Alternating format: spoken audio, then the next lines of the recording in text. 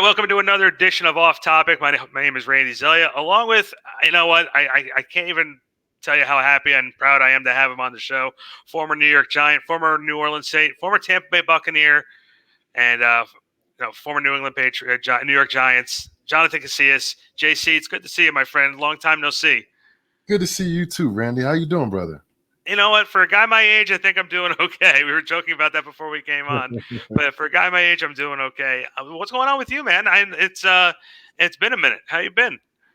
I've been well, man. I'm here in Jersey, doing my thing. Got a whole bunch of different ventures going on right now, but mostly just trying to be a good dad, man. Be a good person in the community and in this world, and keep giving back like I always do, and live life and enjoy life.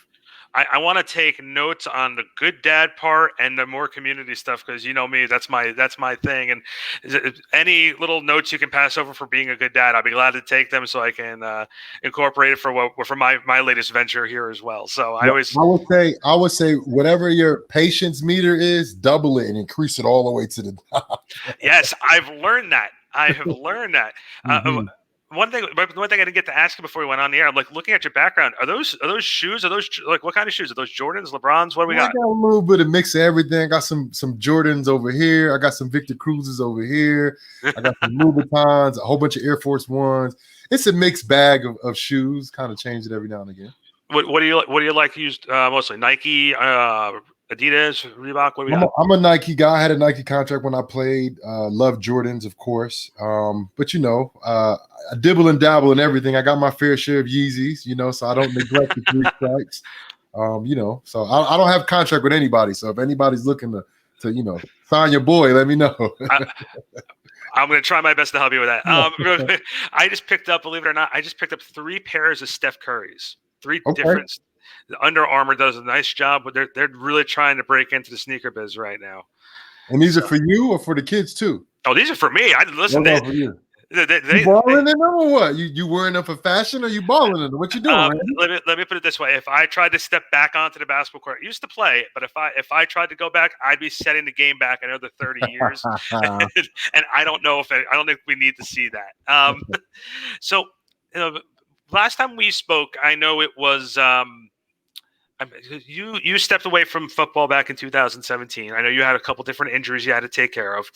I'm one of those people where I look at players and you're able to pick out the good guys who are sincere, and you're able to pick out the guys who are putting on an act. And you've always been one of the good guys, and I've always appreciated all the times we talked. And it's been a couple of years since you've been on the field, but what do you think of today's game? If you don't mind me asking, I'm not trying for you to bury anybody. I'm not trying to get you, I don't want you to oversell anybody, but the game seems to is going through a transition right now. Yeah. It's a lot different from when I entered the league, even from when I left the league back in 2017. But what I would like to see, Randy, moving forward, it's kind of how the NBA is, where they have a lot of player representation, players kind of dictate, what they're going to do for like social issues and stuff like that. And I don't believe we have that power as players in the NFL. NFLPA, I don't think does a great job in really getting to the core of what we truly believe in and what we want to happen and transpire because, of the relationship they have with the owners. I think that has, kind of debilitated players actually, making guaranteed contracts, doing, so true social reform, not just padding it and saying, oh, we're going to throw some money at it. Like really going into communities, Randy, like, I do. I go and I sit in these Newark, Jersey City, New Brunswick schools, and I'm talking with the kids, dealing with the kids, talking to the teachers and instructors, and even the cops in those communities as well. And the NFL, I wish they could do a better job in not only letting the players, be individuals and truly represent who they are, but what they believe in as well. But my question would be for that: how would they do it? What would you recommend they do? You're saying let them do more, but what more would you like them to see them do? By actually either relinquishing some control or actually, I don't want to curse, but actually caring, actually showing that they give a F. You You know know, what I'm saying? Not just, oh, when something arises, we're going to throw some money at it and maybe throw some time at it and give a couple players to do some community work there. Like actually, dedicate some time and actually plan some programs and actually do something like a true plan and really get involved and actually care. yeah. Like get owners and people that actually care about the players and about the communities that they're in. Yeah, the NBA did a very, very nice job on how they handled it. The team, all the teams worked together. They did. I thought they did a very solid job on it, and I love the fact that you feel that way, because I think that was one of the underlining things that was talked around the media for a little while. So, and one of the things too, which I always loved about you and your passion, was always to give back, like you were talking about, being involved with the community, talking with the kids. How has that changed since you stepped away from playing? Have you been devoting more time to it? Yeah, a lot more time. I got more time on my hands. So I have initiatives that I'm doing. My Forward Progress initiative. We're looking to open it up this year to kids outside of the New Brunswick district. And Randy, I've been doing this. This will be the 7th year. Really the 8th year, but last year doesn't really count. Nobody can have, we couldn't do no camps last year. But we actually had like a summit. So I'm gonna briefly explain what it is. So the Jonathan Casillias Forward Progress Camp is in New Brunswick, and it's not a football camp. It's bigger than that. This year might be the first time it's an actual football camp. But the whole reason why I wanted to do it from the beginning, Randy, was I knew I had a message. I knew I had a story, and I can tell that story and deliver my message to kids that would inspire and provide hope. And that's what I wanted, because that's all kids really need. They need a little bit of hope, a little glimpse of hope, especially from places that I come from, Jersey City, in New Brunswick, going to high school there. Kids just want hope. They want to be able to see, like, man, I can do something like that. Where I'm at right now, I can possibly get there, and that's what I want to provide. So how the camp is structured, we do 8 life skills courses in the morning. So the kids, they come, they get registered, and we give them, backpacks, shirts, shorts, all kind of swag. And then we give them a notebook, and we tell them, like, you put things in this notebook, you take good notes in this first, 2 hours of the camp, where we're not talking about football. This is like social justice stuff. This is like NCAA clearinghouse stuff. This is how to be good in your community. These are like true life skills that we change every year, given the social climate that we have. And honestly, I'm more proud of that part of the camp than I am in the football part, because football is easy. Football is easy. I work with some football coaches. We can get some guys together. We do some drills. But these life skills classes, we got professionals coming in. Al Pettipa, who was the creator of the Play It Smart program, is one of our instructors. David Tyree, he came in and he instructed the class, not just the football stuff. He instructed our class called Dream Big. Jonathan Vilma, all-pro linebacker, Super Bowl champion, national champion at the University of Miami. He taught a class as well. He taught public speaking, because he does. I think he's on Fox now. I think he's on Fox now doing sports. I know he transitioned away from ESPN. And he did our public speaking class along with coaching the kids on the field and outside. So Randy, my thing is, like, now was not only do what I've been doing, but make it bigger, touch more kids, provide more hope, inspire more kids. And that's what we're looking to do right now. This year, July 17th, will be the first year we're going to allow kids from out of the district to participate in the New Brunswick Forward Progress Camp.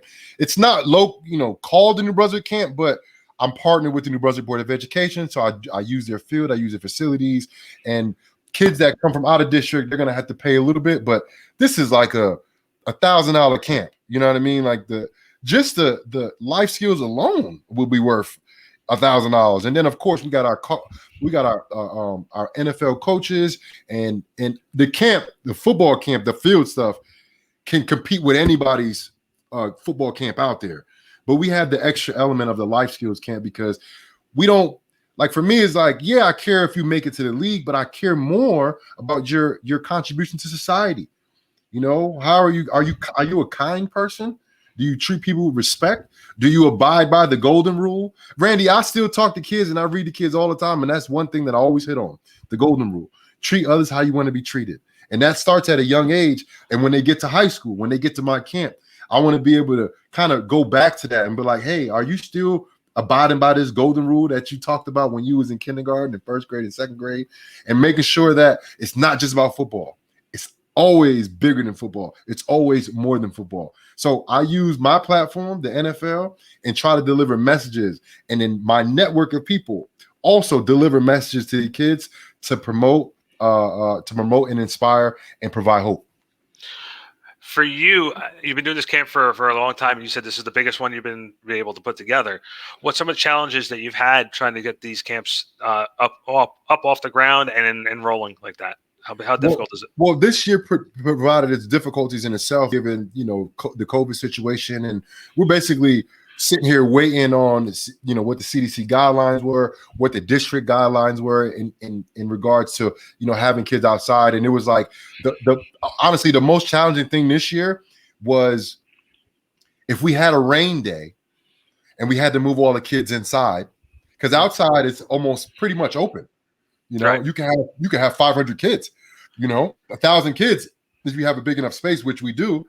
But if it rains and we got to move the kids inside because the camp is not going to get canceled if it rains, thunderstorms, we go inside. Do we have enough space to provide and move around? So that was kind of like the main thing, where it was like we had to cap it at a certain number, because I'm like, I want to bring all the kids, but of course, we got to follow strict guidelines. We want to make sure all the kids are masked up and all that stuff. So this year presented that difficulty for not only what I have going on, but I'm sure for everybody that's trying to get people together right now during these, I wouldn't even say post-COVID, but like the end of COVID times. Hopefully it's the end of COVID times moving forward. But I was once working with a company, Brandy, that I hired to basically put on my camp. And that kind of went south. They took the person that was working with me, and they put somebody else on, and then they pulled out 10 days before my camp, like 3 or 4 years ago, and it kind of sent me on a scramble. And then we got through that camp. I think that was my 4th or 5th camp. And then after that, our camps have only improved after that. Once I took, full responsibility for the camp, I created an impromptu board. My advisory board is great. It consists of people from New Brunswick, all the staff members, all my advisory board members are members of the Board of Education, whether that's a counselor, the head football coach, Nathaniel Harris, people that are involved and engaged in the education and athletics in the New Brunswick community. And we've taken that board, and we've been able to do other events, and we've been able to make this Forward Progress Camp a standalone event, and probably one of the best camps that involves football in the New Jersey area. I remember talking with you at one of the bowling events, and I'll tell you, a bunch of reporters came over to you, and they were trying to talk to you more about what was going on with the Giants and stuff like that. But you are so proud of the work that you do in the community that it was almost like I remember you said to somebody, I forgot who it was, you're like, man, you wish you could just talk about something else other than football to these guys, because so the message would get out. And that's one of the things that we love about you is your passion for the community. And I'm trying to find the right segue to go back into a different topic. And I figure, because I'm so enamored by your sneaker wall back there, I have to bring up one question for you, since you're a Jersey guy. Two questions with this. One, are you still offended that the Nets moved to Brooklyn and it stole away an opportunity for us to win a championship? And then, do you think Brooklyn will win the NBA championship? Because I know you're a hoops guy, so this is a big question here. Yeah, I'm definitely salty that the Nets done left. Continental Airlines Arena is what we used to call it back in the day. They left, New Jersey, the Meadowlands, and they moved to Brooklyn, kind of depleting us from our basketball urge, because we're a basketball state. Jersey's a basketball state, man. Thank you. Someone else said it besides me. Yeah, we are. We got a lot of hoopers that come from Jersey. And basketball is, if you can't get good runs here, you go right across the water and you get some good runs in New York too. Yeah. But yeah, man, Brooklyn, they're looking really good, man. They look like that 3-headed monster that they have over there is really like kind of getting their synergy and their energy correct. and they're on the same page. And I don't think anybody can really beat them in the East. You know, I think they're going to represent the East in the finals. The West is a lot more, a lot tougher when it comes down to, overall teams and team success and playoff experience. So many teams have so much playoff experience throughout the whole West. So I don't know if they can. I'm a LeBron guy, so I think LeBron. Whenever LeBron's in it, I feel like he's gonna win it. As long as he's healthy, he's gonna win it. So I don't see them winning the chip, but I do see Brooklyn representing the East in the finals. I think it's going to come down to Anthony Davis's injury because he got hurt yesterday. I think man. If he's not back, same thing with Embiid. Embiid went down last night too. I think if Embiid gets healthy, Philadelphia will have a chance in the conference finals. If Davis is not healthy, you're asking LeBron to rely on Andre Drummond to be his number 2, and Andre Drummond's like a number 4 option. Yeah. You don't make him a number 2 option. But we're talking about top 10 players in the league and Anthony Davis. I don't think that's a question at this point. A top 10 player in the league, possibly the best player that's his position. And when he joined the Lakers last year, you saw that LeBron ran the offense through him. The whole offense just ran through this guy, and he's unstoppable at times. When he's going, he can shoot that mid-range shot. There's really nobody that can stop him. And LeBron's the perfect teammate to have because LeBron can get the ball to him in any type of offensive set against any defensive set. So it's definitely, I think Lakers, the way they go is dependent on Anthony Davis and LeBron's health for sure. Anthony Davis is a tremendous player. LeBron's always been my guy. He's only I think 2 or 3 years older than me. So when I was pursuing my basketball career when I was younger, he was the guy. It was him and Sebastian Telfair. Remember that name, Randy? Oh, my Lord, Sebastian Telfair. So those are the 2 guys when I was coming up that dominated basketball since high school, I was in high school. And then LeBron, of course, he hasn't been out of the headlines since then. So I was back in 2005 or something. Well, what's funny, too, is you mentioned that, and I want to throw just one hypothetical question out there. Can you imagine if social media was around when Jordan played? No. Just because that means I was a young kid then, and I can't imagine social media went around when I was a young kid. But it's funny though, I think LeBron doesn't get the respect. But I think that the comparison with Jordan and LeBron is so unfair because LeBron is more of a Magic Johnson type of player where he can play all 5 positions just like Magic did, and he makes everybody else better, and he does so many different things. Jordan and Kobe would be a better comparison because both guys you had to kill to get the ball out of their hand in those final seconds. They want the ball. They want to take the final shot. You know what it's evolved to, though, Randy? It's evolved to the GOAT conversation. It's not about who's the best player. It's because the best player is not really the GOAT. And I'm going to use the NFL for example, right? Unanimously, Tom Brady's the GOAT. I don't think that's the question at this point. I think it was a debatable at 4, possibly 5 rings. He has 7 now. We all know he's the GOAT. But when he's going against the Kansas City Chiefs, is he even the best quarterback in the game? You see what I'm saying? It's is he the greatest player? Possibly not. Probably not. But he's unanimously the GOAT. See, now this is where it starts. The conversation is a little different because take every year in the NFL since Tom Brady been on it. How many times will we have called him the greatest player? Twice, maybe? Yeah. In 2011, for sure. Him and Randy, you could probably put Randy Moss in that boat that year when they broke all those records. Yep. You know what I mean? And that's why it's that conversation of the GOAT. I think it's a biased conversation, and it leans heavily towards rings. You telling me if Aaron Donald don't destroy how he's been doing, he won't be considered one of the GOATs of all time, one of the great. But if he don't ever win a ring, you can't throw him in the GOAT conversation because the GOAT conversation is so heavily ring weighted. You understand what I'm saying? Charles Barkley, he gets thrown at that conversation. How? I remember him when I was a little younger, when he was I was a monster. He was a beast. Yeah. You know what I mean? So I feel the comparisons I think they're a little biased. We always push towards the rings and how much they've won in team sports. You know what I mean? We want to call them the greatest of all time, and we're gonna put all of the weight on how many rings that they won, but they didn't do it by themselves. Yeah, Jordan needed Pippen, he needed Rodman, he needed Kukoc, he needed Kerr, and I mean I can go through all the Tom Brady's teammates, and it's like the conversation of who's the greatest and who's the GOAT. It's like I think we got to start weighing it a little bit differently because there's no one that's ever going to surpass Tom Brady.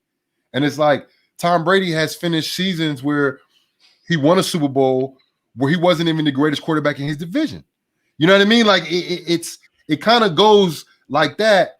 But I'm always going to be a LeBron guy. I think for me it's like the eye test. You watch LeBron play literally for the last 17 years, and I don't think is anybody close to the things that he can do.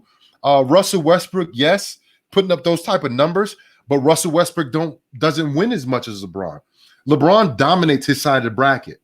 When he's on the East, he dominates the East. When he's on the West, he dominates the West. That's just what it is. So LeBron's my guy. I can have 1,000 arguments for LeBron every day of the week. But I think the conversation about GOAT, I think it has to change because if it's like that, no one will ever surpass Tom Brady. No one. And not only that, but I can also throw a tougher question at you to say, because you've played with some great quarterbacks. You played with Drew Brees. You played with Tom Brady. I'm going to throw Eli Manning in the conversations because you don't get 2 rings without being good. Now, you've seen all 3 of those guys on the practice field. Can you talk about their work ethics and what we saw that was a little bit different from each of those guys? True pros, consummate pros. I know that term is used a lot when it comes to somebody's success and how professional they were, but that's just it. I feel like people talk about the Patriot way. I think that had a lot to do with Bill Belichick, but I think it had a lot to do with Tom Brady accepting this coaching, accepting this culture, and not only accepting it, but embodying it and made sure he was the lead example for it so everybody else could fall underneath it.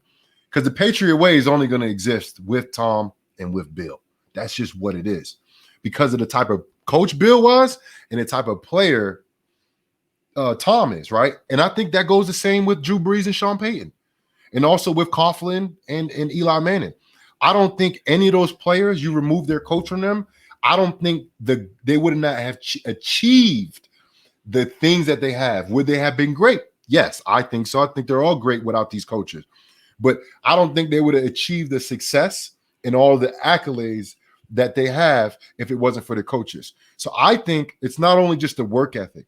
It's not only just the type of coach that they have. It's the combination of both. You got to have good coaching. You got to have a great work ethic in order for you to be considered one of the best. That's just what it is. I got to ask about Eli Manning. You mentioned Tom Coughlin, Eli Manning, the connection they had. You were stuck in a tough situation in the 2016-2017 range with Ben McAdoo. That era, and there's so much to be said. I don't even want to rehash too much of the Ben McAdoo situation with Eli, whether he was right or wrong, wanted to bench him, and this and that. I think history told us that he was wrong. Yeah, history. Well, maybe or maybe it's no, but maybe not, because Pat Shurmur did the same thing a year and a half later in 2019 when Daniel Jones was coming in. They went 0-2, and all of a sudden they had to make a change. But the world was up and up. Let's talk about that real quick, Randy. I don't think it was even close to being the same situation. Okay. Right? Let me give some depth to that. So the year 2017. I think people remember that from after the year that the Giants were really, really good. We went to the playoffs and we lost to Green Bay. And honestly, that Hail Mary changed the franchise. The Hail Mary up in Green Bay right before halftime in that playoff game, it changed the franchise. Aaron Rodgers changed the franchise. I don't know what it was. I was playing on the 2017 team, and we weren't the same team. We had a lot of the same players. We weren't the same team. We didn't fight as hard. Of course, we didn't play as well. Our record dictated that. And there was a lot of questionable decisions made by players, by coaches. I was a fan of Ben McAdoo. I am still a fan of Ben McAdoo. And the reason why I am because of the personal relationship that I have with him and in a couple of incidents that happened. Randy, I had got surgery several times under Ben McAdoo's watch. My fingers, I had some stuff going on with my neck and my back, my low back, some epidurals I had to get done. And he's the only head coach, one of the only few coaches in general that actually reached out to me and asked how I was doing. And he actually reached out to me and asked how my daughter was doing. Now, this is bigger than football. This is man-to-man stuff. Right. You know what I mean? This is like, bro, as a human being, I respect you. As a man, I respect you. And I thank you for your kindness, your empathy. And honestly, I haven't seen that from another coach since I saw it with Ben McAdoo. And I have nothing poor to say about him, only that was a poor decision. And I think it was a panic decision. Bro, Randy, I can't make this up. The same day he benched Eli, the same day, bro, me and Kelvin Shepard was on the sideline. And I said, man, I like Ben, bro. I was like, bro, I like Ben, bro. You know, he called me. I told him stuff. You know, he called me to check on me, man, when I was getting surgery. He's like, nah. I was like, yeah, bro. I like him, man. He's a good dude. The same practice, bro. Everybody got called up. And I'm like, this is weird. What's going on here? And then he benches Eli. And I swear I went to Shep. I said, bro, disregard everything I just said, bro. I mean, like, what? Like, I mean, I have a great relationship with Gino. He was a good teammate, great teammate, definitely a professional. But, bro, you panic and put Gino in, like, for why, though? Well, here's the thing, and I'm going to give you the media perspective. You just gave the player perspective. The way it was presented, I know what they were trying to do. They wanted to sort of give Davis Webb a look, but they wanted to give transition because he hasn't done even second team reps. He was done the practice squad reps. Ben came out and said the one thing that you cannot say because of Gino's history. You can't come out and say Geno Smith gives us the best chance to win on Sunday over Eli Manning. Right. As soon as you say that, you just, like, no joke. We all said, all right, where's the Ben McAdoo watch clock? Because you just said that. If you would have said we are eventually going to transition to see what Davis is going to look like on the field, but we have to start Geno so Davis can get enough practice reps in, I think there might be up in arms, but it will be a little bit easier because you're going what the plan is. As soon as you said Geno Smith gives us the best chance to win on Sunday, nothing against Geno, but you shot yourself in the foot. Yeah. And that was not a correct statement. Eli struggled. He definitely struggled that year. That wasn't one of his best years. But by far, Eli was by far the best chance that we had. Everybody knew that. But, you know, he just, you know, sometimes, you know, I think Eli was at his end. You know, like at that point in his career, he was year 16 at that point? Was it 15 or 16? I think it was actually year 14, but I think more the problem was that was the year all the receivers went down in a catastrophic situation. Yep. And also since the 2011 Super Bowl, that, you know, the 2012 season, the year after, he had no consistency on his offensive line. It was a rotation every year of new guys going in and out. You know this. I agree. And I'm agree with you. I'm just saying, when we talk about the individual, the quarterback position, not the old lineman, not the receivers, I'm talking about just the quarterback position, there was nobody that gave us a better chance to win. You know, exactly. So I just think it was a panic move, Rand. I just think he panicked because of all the media attention that we were getting. It's New York. You know, like, they come in. I remember the year prior, 2016, we go to the playoffs. The boat trip happens. Remember that? Oh, God. The boat trip happens, right? Yo, we had a great week of practice that week. And all the media kept needing. I'm the captain, so I got to talk to the media. Excuse me. I'm talking, and they're question after questions about the boat. And I'm like, bro, we got Aaron Rodgers in Lambeau Field this weekend, bro. You going to ask me any questions about the game? But that's New York media. And then, so Randy, we're going to segue. We're going to go back because this is like an important topic to me. I think the media got into OBJ's head that week. OBJ had a great week of practice. Great week of practice. Just phenomenal athlete. We all know that. Tremendous receiver. One of the best at his position. I haven't seen him drop a pass all year. All year. And this is when I knew that the media got to him. We're getting warmed up for Green Bay. Kickoff's in like an hour. And I'm on my phone, looking at messages or whatever, just kind of checking or whatever. Open up my Instagram. OBJ's on my Instagram on the field with his shirt off and all the receivers. And that's when I looked, I was like, what the hell is, what is going on? That's when I was like, he's feeding all of that media, all the questions that he had all week. He's feeling that. And he wants to show something. I don't know what it is. I think that same mindset that I got to show or I got to do something that let people know that I'm ready, I'm here. I think the same way OBJ did that, did the whole shirt off deal, and he went in and had the worst game of his career, is the same thing with Ben McAdoo. All the media, all the questions, it's like, I got to do something. I have to do something. I got to get these people off my back. And it wasn't even about winning. It was about that. I think it was about that. And I think he folded. I think that's what it was. I think it came down to it. And he made a mistake. Bro, you can't. I haven't heard Ben McAdoo speak about this thing. I haven't heard him speak at all.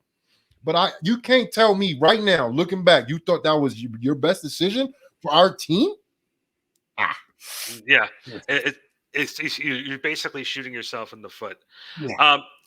My last question before we wrap up here. I know you and I can sit here and go for hours, and the joke. I guess it wasn't really much of a joke, but before we started, you looked at me like you sent me like 90 minutes worth of material. I don't think we touched one thing on it because I said I'm just gonna keep it lighthearted. But we'll definitely do a part 2 or part 3. For sure, Randy. Yeah, I'll definitely do that for you. For you, you have 2 Super Bowl rings. That's 2 more than a lot of people can say in this league. And obviously, I pitched an idea to you off air, but man, wouldn't it be fun if we can just go back and you can just start looking back at some of this stuff and just that now being removed from it as long as you have? I'm sure you got a lot of great stories, man. Oh, for sure. And that's the one thing that I'm learning about life, Social media has us in this instant gratification, let everybody see what you're doing type stuff. And my best memories, I don't really have any pictures of, I regret not taking that many pictures when I won the Super Bowl with New Orleans, but all of my best memories, there's no pictures of that. Really? There's only memories, there's only things that happen, I bet you if we call Getty Images right now, they'll get those charges, but they'll get you those memories, man. But that's what we talked about earlier. In the the age of social media is like everything has to be out there, and it's like when I was younger, man, I did some crazy stuff. I'm glad, there wasn't cameras of me back then. And then, like I said, there's a lot of events. The ring ceremonies were absolutely amazing. Having the ring ceremony at Mr. Kraft's house, Wiz Khalifa was a DJ. Tom Brady, I saw Tom Brady. Everybody saw Tom Brady sauced up at the Tampa parade. I saw Tom Brady sauced up at Mr. Kraft's house, and it's so cool just being around somebody like that, or like a Drew Brees and his family, and not just involved in a celebration, just being around these type of men and these type of people, engaging with them, and truly, and we say this when we won it with New Orleans, truly have friends and people that you walk together forever with. I love Drew Brees, and my name will be synonymous with his because we won a Super Bowl together. Right. You know what I mean? Like maybe somebody be like, oh, but then you can't deny that though. You can't deny that. So of course the Super Bowl memories were great.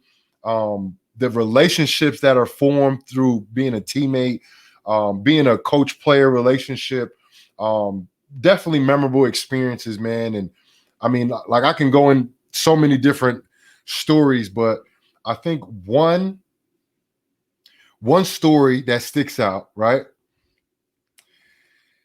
The day we got our rings when I was playing for the Saints.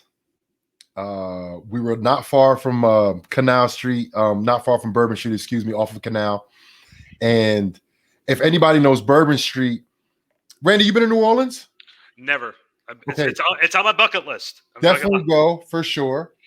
As when Bourbon Street starts off of Canal, it goes and then traffic. There's cars that can go up that first street, but then after that first street, I believe is Iberville, where you have to turn off. You have to make a right.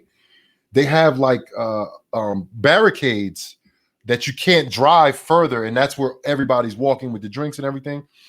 So we were driving up Iberville, up Bourbon Street, and then when we got to the barricades, it's me and my friend Anthony Waters. He was driving, I was in the passenger seat, and we just got our Subaru rings. So we got our rings out the window, and we got like fans that are like, taking selfies and like running along the car.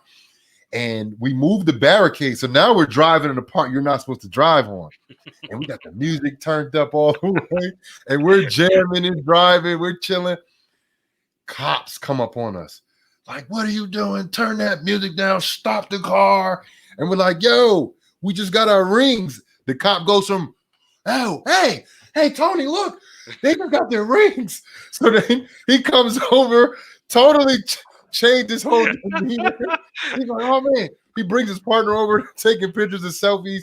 It's like, hey, Tony, move the barricades. Now we have a police escort and permission to ride up Bourbon Street.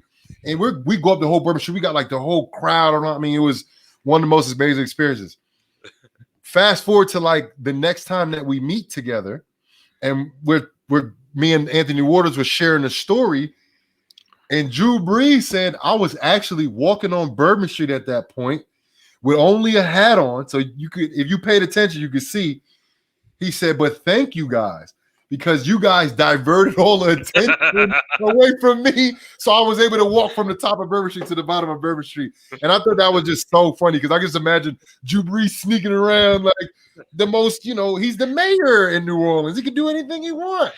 So people are going to be all on him. But that's one of my greatest memories, my greatest stories that I have. That was awesome. So technically, Drew Brees should have actually bought you guys drinks that night on Bourbon Street because he just diverted everything. That's pretty much what you're saying there. Sure. Drew owes you one. Definitely. Real quick, let's do a social media plug where they can find you. Yes, I'm on Instagram at Jade_52, Twitter at Casillias52. I believe, that's it. And those are the most active. My Forward Progress initiative is the Forward Progress Camp on Instagram. And I'm working on all my other stuff right now. So everything else is coming, Randy. If you can follow me on Instagram, everything kind of gets funneled through there. So that's a good place to start. All right. That's Jonathan Casillias. I'm sure he'll be back here on Off Topic. I'm Randy Zellia. We'll see you then. All right, Randy. Thank you.